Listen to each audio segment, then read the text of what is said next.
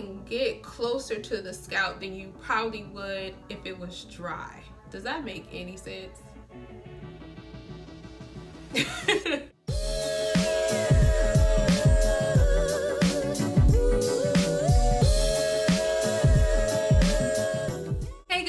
It's CC Devereaux, and this is just a quick video I wanted to do because I was asked a really good question by one of my lovely followers, and I figured a lot of you may have the same question, so I turned it into a video. The question came from my follower by the name of Mona Abbi, and she wanted to know basically what's my regimen before, during, and after my interlocking routine. She wanted to know, do I wash my hair beforehand? Do I do it on dry hair? So I'm going to answer that question, her questions, for all of you guys, okay? Before I interlock my hair, I don't necessarily do anything specific. I have re-interlocked my hair on dry hair as well as wet hair, and I don't see a difference.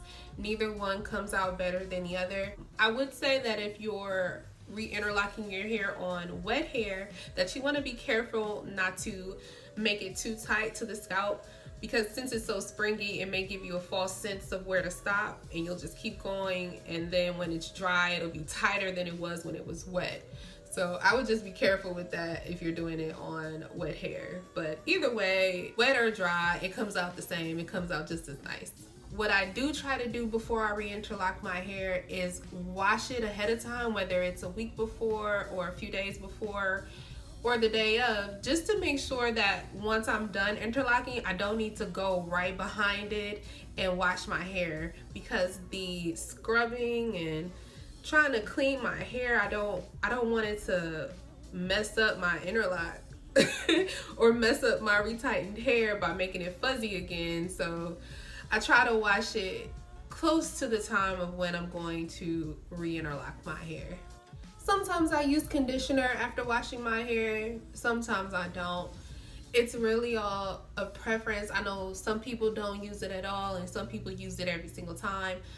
Listen, I don't try to tell people what to do. I'm just letting you know what I do. So sometimes after I wash my hair, I then follow up with a oil, whether it be just olive oil, almond oil, a mixture of both, or I could add a couple of drops of tea tree oil sometimes. I do like almond oil mostly in the summertime because it's light.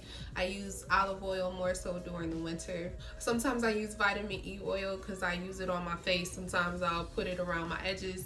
I also use black castor, Jamaican black castor oil around my edges. When I'm oiling my hair, I simply just pour it into my hand, rub my hand together, flip my hair over, rake it from the back, flip it back, rake it from the front, and then I'll do something of this nature, rake it through. If I need to put some more, I will, and I just make sure I rake it through.